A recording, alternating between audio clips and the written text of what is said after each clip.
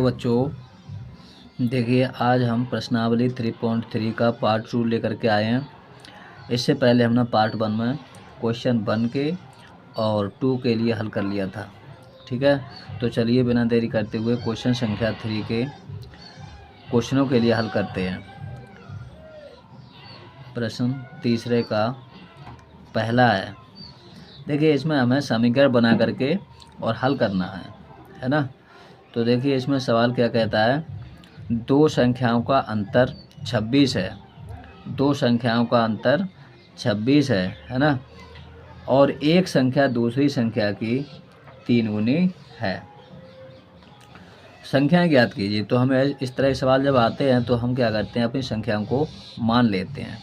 जैसे मानेंगे, माना संख्या यानी कि पहली संख्या है ना x, दूसरी संख्या मानेंगे y। मान ली हमने दोनों संख्याएं। अब देखिए प्रथम शर्त क्या है, शर्त के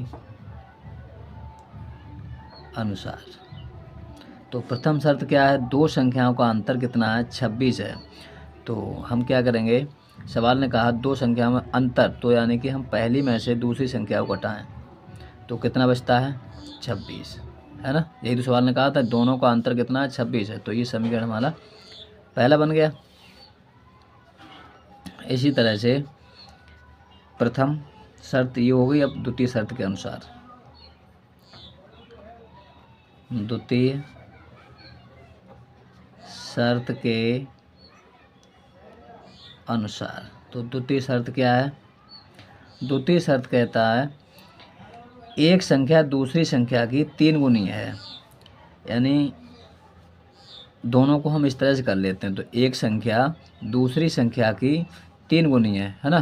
देखिए जब भी इस तरह के सवाल अगर कुछ कहता है सवाल, तो हमें कुछ नहीं देखना है और कोई दिमाग एक्स्ट्रा नहीं लगाना है। सवाल ने कहा कि एक संख्या दूसरी की 3 गुनी है, तो बस हमें दूसरी के लिए 3 गुना कर देना है। ठीक है, कोई टेंशन की बात नहीं है इसमें। ये समीकरण नंबर हमारा दूसरा हो गया। अब विधि कौन सी से हल करना है हमें, इसके लिए प्रतिस्थापन से। तो x बराबर यहाँ पर हमें ये दिया गया है, मिल गया है ये, इसका मान हम क्या करेंगे, समीकरण नंबर 1 में लगा देंगे। तो हम लिखेंगे x का मान समीकरण 1 में रखने पर। तो समीकरण 1 कौन सा है, समीकरण 1 है x माइनस बाई बराबर 26। x का मान 3y है, तो 3y minus y is equal to 26। ये घटेगा, कितना बचेगा, 2y 26। y बराबर 26 के बटे 2 13। y बराबर कितना मिला हमें, 13। ठीक है, अब हम क्या लिखते हैं, y का मान समीकरण 2 में रखने पर। तो समीकरण 2 हमारे पास कौन सा मिला था, x बराबर 3y, x बराबर 3y, x बराबर 3y, x बराबर 3 इंटू 13 है हमारे पास y का मान। तो 13 तिया 39, यानी पहली संख्या 13, दूसरी संख्या 26 है। ठीक है, बहुत ही आसान था समीकरण बनाना। ठीक है, और अगर समझ में नहीं भी आता है तो वीडियो के लिए दोबारा ज़रूर देखें, ताकि बहुत अच्छे समझ में आ जाएगा। और बहुत ही हमने आसान तरीके से बताया है समीकरण बनाने के लिए। ठीक है, तो वीडियो को अगर समझ में नहीं आता है दोबारा ज़रूर देखें। दूसरा क्वेश्चन है इसका, दो संपूरक कोणों में बड़ा कोण छोटे कोण से 18 डिग्री अधिक है। ठीक है, यानी कि दो कोण हैं, किस प्रकार के, संपूरक कोण है। तो हम मानेंगे, माना पहला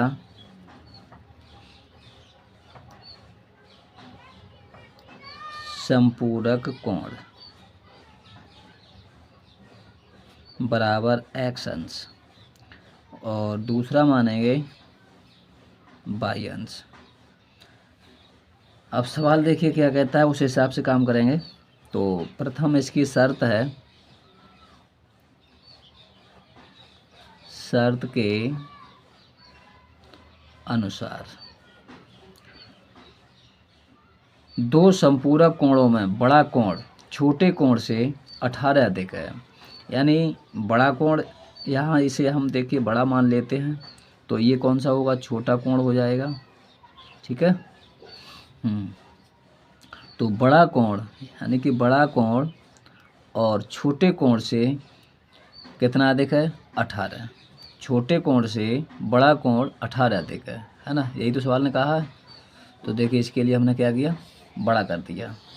ठीक है, ये समीकरण हमारा पहला बन गया। अब देखिए अगली शर्त इसमें कुछ दी नहीं गई है ना। तो याद होना चाहिए तुम्हें कि दो संपूरक कोणों का योग कितना होता है, 180 अंश होता है। यानी ये नियम होता है, तो हम लिख सकते हैं नियमानुसार। क्या भाई, नियमानुसार कि दो संपूरक कोणों का योग कितना होता है, 180 अंश होता है। तो हमारे पास कोण कौन कौन से, x प्लस वाई है ना, x और y। तो हम लिखेंगे x प्लस वाई बराबर कितना होना चाहिए, 180 अंश। ये समीकरण हमें दूसरा मिला। इसी तरह से अब हम क्या करेंगे, प्रतिस्थापन विधि के लिए x का मान हम इसमें लगा देंगे। तो यहाँ लिखेंगे समीकरण 2 में x का मान रखने पर, तो ये मान जो हमने निकाला है इसमें लगा देंगे। x की जगह पर y plus 18 plus y equal to 180। Y कितना हो गया, 2y इजिकल टू 180 और 18 इधर जाएंगे तो ये माइनस के हो जाएंगे। 2y बराबर 18 घटाएंगे इसमें से तो कितना मिलेगा हमें, देखिए 2 और यहाँ कितने रह गए 7, 10 में तो घटाओगे तो 8, तो 2 बचेंगे और 7 में से 6 1 है ना। तो y बराबर हमें मिलेगा 162 के बटे 2, 2 अट्ठे 16 और 2 एकन 2, यानी y का मान मिला हमें 81। y का मान कितना मिला, 81 मान मिला y का। y का मान समीकरण 1 या 2 किसी में भी लगा सकते हो, ठीक है। 1 में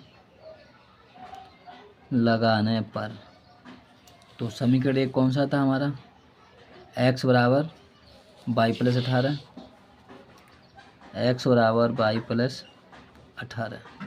तो y का मान कितना है 81, 81 प्लस 18, जो कि ये अगर हम जोड़ेंगे तो कितना मिलेगा 9, और 8 को इसमें जोड़ेंगे तो कितना मिलेगा 9, यानी कि 99 आ गया। कितना मिला 99। तो बड़ा कोण कौन सा है, बड़ा संपूरक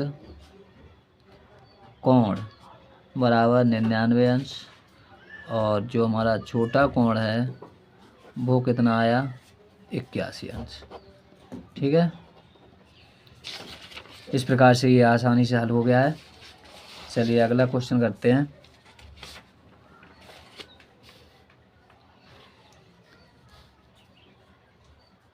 तीसरा क्वेश्चन है ये, तीसरे का। देखिए सवाल क्या कहता है, एक क्रिकेट टीम के कोच ने 7 बल्ले तथा 6 गेंदें 3800 रुपये में खरीदी, है ना। तो हमें क्या करना है, गेंद और बल्ला है और गेंद है। तो इनके लिए पहले मान लेते हैं, जो सवाल पूछेगा वही मान लेते हैं। माना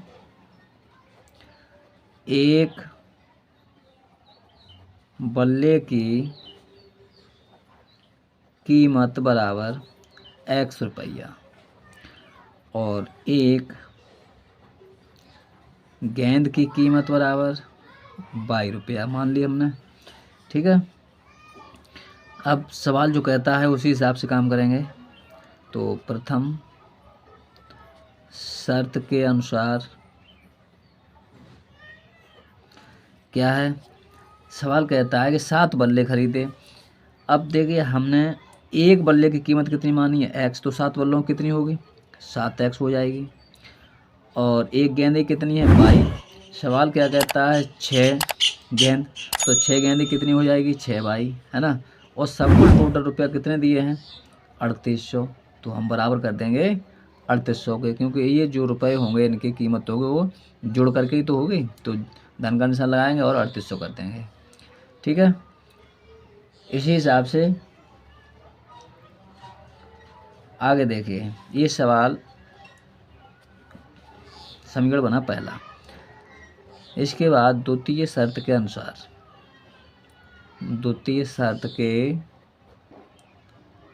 अनुसार, तो द्वितीय शर्त क्या है इसमें, द्वितीय शर्त है कि बाद में उसने 3 बल्ले और 5 गेंदें, 3 बल्ले और 5 गेंदें उसने खरीदी हैं। कितने रुपए में खरीदी हैं भाई 1750 रुपये में खरीदी हैं। 1750 रुपये में खरीदी हैं उसने। ठीक है,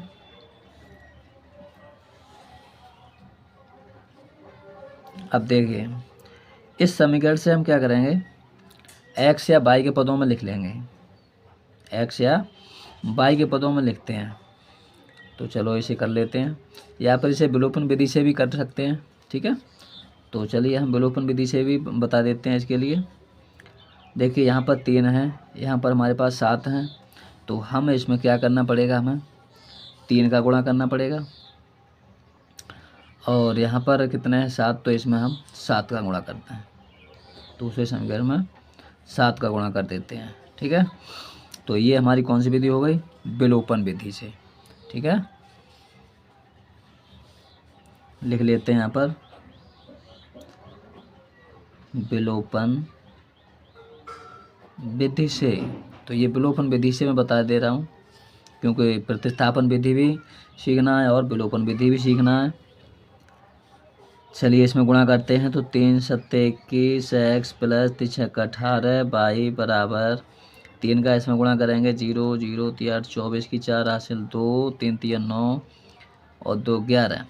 7 का गुणा इसमें करेंगे तो 7 3 21 x प्लस 7 5 35 y बराबर 0 और 7 5 35 की 5 हासिल 3 7 49 49 और 3 52 और हासिल 5 7 7 5 12। देखिए अब यहाँ पर देखिए समान चिन्ह जब होते हैं तो इसके लिए हम तुलना करते हैं, इसकी घटा देते हैं एक समीकरण से दूसरे समीकरण के लिए घटाने पर। यही होती है विलोपन विधि। तो इसके लिए हम क्या करते हैं, नीचे जो समीकरण घटाते हैं उसके निशान बदल लेते हैं। ठीक है, तो यहाँ पर देखिए माइनस की संख्या हमारी 35 है, तो 35 में से घटाएंगे कितना बचेगा 15 में से घटा दो ये, यानी कि 18 दूना 36 होता है, तो 17 बचेगा, है ना 17 भाई। इधर घटाएंगे तो कितना बचेगा 5 0 और 12 में से 8 किसके माइनस के, माइनस से माइनस कैंसिल करेंगे तो 850 बट्टे 17 17 पंजे 85, यानी बाई का मान मिला हमें 50। बाई का मान समीकरण 2 में लगाने पर, तो 2 में हम लगा रहे हैं। 2 हमारा समीकरण कौन सा था 3x plus 5y, 3x plus 5y is equal to 1750 ये है। तो y का मान कितना है हमारे पास 50 है, 3x प्लस, देखिए 50 यहाँ मान लगा देंगे इसके लिए 1750 और 3x बराबर 1750 गुणा करेंगे 55 25 250 हो जाएगा। 3x 250 इसमें से घटाएंगे तो कितना बचेगा, 1500 बचेगा। x बराबर 1500 बटे 3 तो 5 15 0 0 यानी x का मान मिला हमें 500। तो x जो हमने कीमत मानी थी वह एक बल्ले की कीमत थी और y किसकी है, गेंद की है ना। तो यही क्वेश्चन पूछ रहा था। तो हम लिखेंगे एक बल्ले की कीमत 500 रुपया और एक गेंद की कीमत 50 रुपये है। ये आंसर होगा। ठीक है। इसी तरह से अगला क्वेश्चन है, चौथा है इसका। चौथा क्वेश्चन देखिए क्या कहता है। एक नगर में टैक्सी के भाड़े में एक नियत भाड़े के अतिरिक्त चली गई दूरी पर भाड़ा सम्मिलित किया जाता है। यानी दो तरह का भाड़ा होता है, एक तो नियत भाड़ा है और एक दूरी के हिसाब से अतिरिक्त भाड़ा लगता है। तो चलिए पहले दोनों को मान लेते हैं। माना नियत भाड़ा x रुपया है और जो अतिरिक्त भाड़ा लगता है वह किलोमीटर के हिसाब से लगता है। यानी 1 किलोमीटर पर अतिरिक्त भाड़ा 22 रुपया लगता है। ठीक है। तो इस प्रकार से किराया लगता है। अब देखिए सवाल क्या कहता है आगे। प्रथम शर्त है इसमें 10 किलोमीटर दूरी के लिए भाड़ा 105 रुपये लगता है। तो हम लिखेंगे प्रथम शर्त के अनुसार। तो प्रथम शर्त क्या है, देखिए इसका मतलब नियत भाड़े का मतलब है चाहे 2 किलोमीटर जा रहे हो चाहे 10 किलोमीटर जा रहे हो, ये तो लगना ही लगना है ना। लेकिन ये किलोमीटर की दूरी के हिसाब से लगेगा भाड़ा। ठीक है। तो ये तो लगना ही है, यानी कि x तो लगना ही है ये रुपया, और ये जो बाई लगेगा वो 1 किलोमीटर के हिसाब से लगेगा। तो 10 किलोमीटर चले हैं तो कितना हो गया, 10 बाई हो गया, है ना। लेकिन सवाल ये कहता है कि 10 किलोमीटर दूरी चलने में 105 रुपये लगते हैं। तो ये हमारा क्या बन गया, समीकरण बन गया। ठीक है। इसी प्रकार से द्वितीय शर्त के लिए देखते हैं। द्वितीय शर्त के अनुसार, तो द्वितीय शर्त क्या है, 15 किलोमीटर के लिए भाड़ा 155 रुपये है 15 किलोमीटर के लिए। तो हमने क्या कहा था, नियत भाड़ा तो लगना ही है, तो x तो लगना ही लगना है, प्लस 15 किलोमीटर के लिए कितना हो जाएगा 15 बाई, और कितना लग रहा है 155 रुपये है, 155 है भाई। तो ये दूसरा समीकरण हो गया इसे। ठीक है। अब देखिए इस सवाल के लिए हमें प्रतिस्थापन विधि से हल करेंगे। ठीक है। तो प्रतिस्थापन विधि में क्या करते हैं, x बराबर, यानी कि एक के पदों में लिख लेते हैं, चाहे x के चाहे y के। तो यहाँ पर देखिए गुणांक एक है, इसलिए हम x के बराबर कर लेते हैं। इसके लिए x बराबर 105 माइनस 10 बाई। ठीक है, ये मान आ गया हमारा। तो हम लिखेंगे x का मान समीकरण 2 में रखने पर, तो समीकरण 2 ये है। x का मान कितना आया है 105 माइनस 10 बाई। तो यहाँ हम लगा देंगे 105 माइनस 10 बाई और प्लस के 15 बाई बराबर 155। देखिए एक माइनस है एक इसमें प्लस है, तो कितना बचेगा, प्लस का 5 बाई बचेगा 155, और ये संख्या हमारी इधर जाएगी तो माइनस की हो जाएगी तो 5y बराबर ये घटेंगे तो कितने बचेंगे 105, घटा दीजिए इसमें से कितना बचेगा 5 में से 5 यानी 0, 50 बचा। तो y बराबर 50 के बटे 5, y बराबर कितना मान मिला हमें 10। ये मान हम क्या करेंगे, पहले या दूसरे समीकरण में किसी में भी लगा सकते हैं। तो y का मान समीकरण 1 में रखने पर, तो समीकरण 1 का हमारा कौन सा था, x plus 10y, x plus 10y equal to 105, x plus 10 into 10, तो x प्लस 10 250, x बराबर 105 माइनस का 100, तो x का मान मिला हमें 5। ठीक है, लेकिन अब ये अभी आंसर नहीं आया इसका। सवाल ये कहता है कि 25 किलोमीटर यात्रा करने के लिए कितना भाड़ा देना पड़ेगा, कितनी गई 25 किलोमीटर के लिए भाड़ा निकालना है हमें। तो 25 किलोमीटर के लिए कितना होगा, x तो मैंने बताया था x तो लगेगा ही लगेगा, पर 25 किलोमीटर का कितना हो जाएगा 25 बाई हो जाएगा, है ना, ये भाड़ा बनेगा। तो x का मान कितना आया था 5 है, प्लस 25 इंटू बाई का मान कितना है, बाई का मान 10 आया है, तो 10 लगा देंगे यहाँ पर, तो कितना मिलेगा ये 250 ये हो गया, यानी कि आंसर हमारा मिला कितना 255। इतना रुपया लगेगा ये भाड़ा 25 किलोमीटर के लिए। ठीक है, ये आंसर हुआ हमारा। इसके बाद अगला क्वेश्चन है,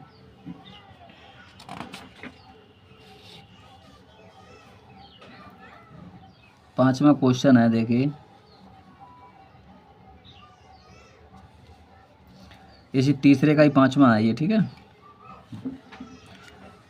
क्वेश्चन देखिए क्या कहता है, यदि किसी भिन्न के अंश और हर दोनों में, अब देखिए भिन्न की बात हो रही है तो हम सीधे सीधे भिन्न मान लेते हैं पहले, है ना। तो हम लिखेंगे माना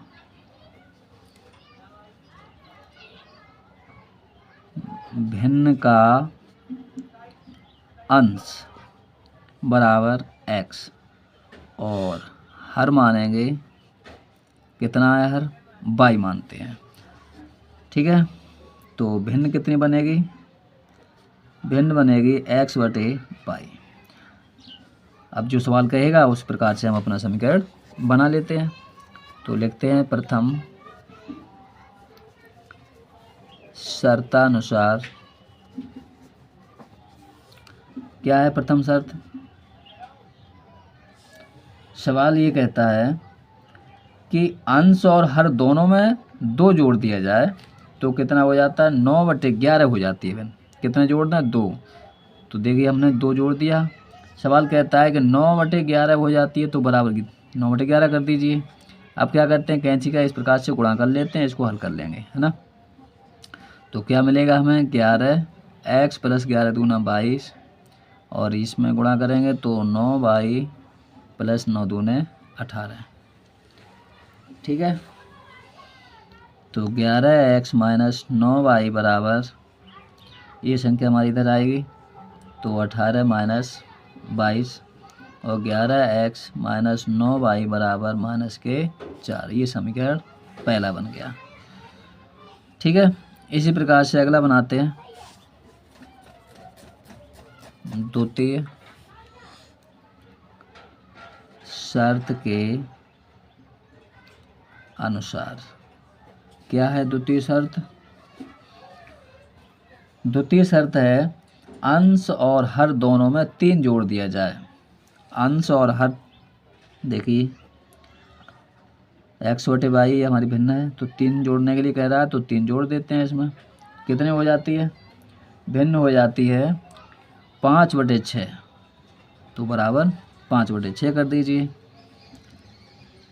कैंची का गुणा करेंगे, 6x प्लस 6 × 18, तो 5y 5 × 15, 6x minus 5y equal to 15, ये संख्या इधर आएगी माइनस का 18, तो 6x minus 5y is equal to minus का 3। ठीक है। अब देखिए इस सवाल के लिए हम विलोपन विधि से करेंगे। ठीक है। हाँ, प्रतिस्थापन भी सीखिए और विलोपन विधि भी सीखिए। किससे हल करेंगे? इसे विलोपन विधि से। विलोपन विधि देखिए बहुत सरल होती है और सरल तो सभी हैं। वैसे क्या करते हैं, दोनों में x या y के लिए किसी एक चर के लिए बराबर कर लेते हैं। तो देखिए यहाँ हमारे पास देखिए 11x हैं और यहाँ पर 6 हैं, यहाँ देखिए 9 है या 5 हैं। तो हम क्या करते हैं, इसमें हम अगर 5 का गुणा करते हैं और इसमें 9 का गुणा कर लेते हैं तो हमारी y बराबर हो जाएगी। ठीक है। तो चलिए इसमें करते हैं। पहले 9 का गुणा करेंगे तो 9 6 54 और 9 पंजे 45, 9 तिया 27। ये समीकरण हमारा तीसरा बन गया। इस हिसाब से इसमें गुणा करेंगे 5 का तो 11 पंजे 55x और 5 9 45, 5 चौक 20 माइनस के हैं। ये समीकरण हमारा चौथा बन गया। अब देखिए ये समान चिन्ह संख्या है, इसलिए हम इन्हें घटाने पर काटते हैं।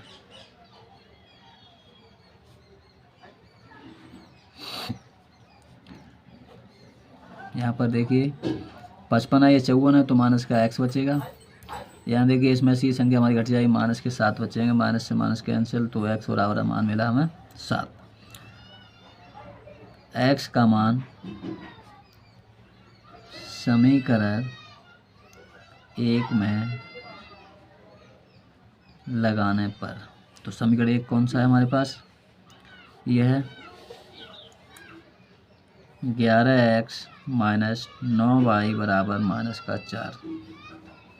x का मान हमारे पास 7 है, 11 गुणा 7 माइनस 9y बराबर माइनस के 4, माइनस 4, 11 7 77, 77 और 4 कितना होगा 81, माइनस से माइनस कैंसिल हो गया, 81/9, 9 9 81, y बराबर 9। ठीक है। तो भिन्न हमने मानी थी x/y, यानी कि x अंश है तो x का मान ऊपर रखना चाहिए और y हर है तो y का मान नीचे। तो भिन्न हमारी कौन सी बनेगी, भिन्न बनेगी 7/9, 7/9, ये आंसर हुआ। इसके बाद एक क्वेश्चन देखिए, ये लास्ट क्वेश्चन और है। 5वां क्वेश्चन के बाद छठा क्वेश्चन है इसका, इस प्रश्नावली का ही छठा लास्ट है ये। तो देखते हैं इसके लिए, इसमें क्या है, 5 वर्ष के बाद जैकब की आयु उसके पुत्र की आयु से 3 गुनी हो जाएगी। यानी ऐसे सवाल जब आयु संबंधी सवाल आते हैं तो उनमें हम मान लेते हैं किस प्रकार से, जैसे इसमें कौन कौन है, जैकब है तो सबसे पहले आयु मानते हैं, वर्तमान आयु माना जैकब की वर्तमान आयु x वर्ष मानते हैं। और कौन है, पुत्र है तो पुत्र की आयु भी मानेंगे वर्तमान, 22 वर्ष है। ठीक है। प्रथम शर्त के अनुसार, तो प्रथम शर्त क्या है भाई, देखिए इनमें क्या करते हैं, बराबर करते हैं दोनों के लिए, जो सवाल कहता चले वही काम करते चलिए। ठीक है। सवाल क्या कहता है, 5 वर्ष बाद। अब ये बताइए अभी वर्तमान में कितनी है, x है तो 5 वर्ष बाद कितनी होगी, 5 5 ज़्यादा होगी। ठीक है। और जब 5 5 ज़्यादा होगी तब सवाल क्या कहता है, फिर पुत्र की आयु से 3 गुनी हो जाएगी, पुत्र की आयु से 3 गुनी हो जाएगी। तो हम क्या करेंगे, पुत्र की जो छोटा होता है उसी की गुनी कर देते हैं। ठीक है। x + 5 और 3y,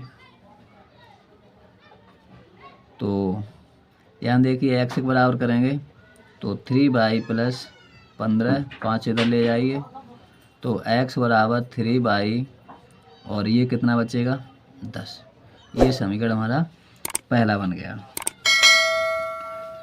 इसके बाद द्वितीय शर्त के अनुसार, द्वितीय शर्त के अनुसार, तो द्वितीय शर्त क्या है हमारी? द्वितीय शर्त इसमें है 5 वर्ष पूर्व। तो 5 वर्ष पूर्व के लिए क्या होगा? दोनों की आयु में से 5-5 घट जाएंगे, यानी कमी तो होगी 5 वर्ष पूर्व पहले। तो कितनी आयु थी?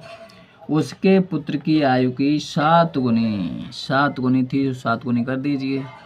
x - 5 = 7π, 7 पंजे 35, तो x और -7y = -35, और ये इधर आएगा तो प्लस का 5 हो गया, यानी x - 7y = -30। ये समीकरण दूसरा मिला।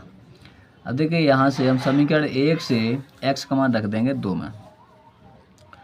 समीकरण 1 से x का मान समीकरण 2 में रखने पर रखवाइए x - 7y = -30, और यहाँ हमें मान मिला है 3y + 10, तो यहाँ लगा देंगे 3y + 10 - 7y = -30। ठीक है, ये देखो माइनस के हैं, ये प्लस के हैं, तो माइनस का 4y बचेगा -30, और ये 10 इधर आएंगे, माइनस के हो जाएंगे 10, माइनस का 4y = -40, माइनस से मान कैंसिल, y बराबर कितना मिला 40/4, यानी कि y का मान मिला हमें 10। y का मान कितना मिला? 10 मिला। तो y का मान समीकरण 1 में रखने पर, तो समीकरण 1 में रखिए। समीकरण 1 कौन सा है? x बराबर 3y + 10, x बराबर 3y + 10, x बराबर 3y + 10, तो 3 × 10 + 10, यानी 3 × 30 + 10, तो ये कितना हो गया 40। तो ये x का मान आया है। x किसकी आयु थी? जैकब की है। y किसकी आयु थी?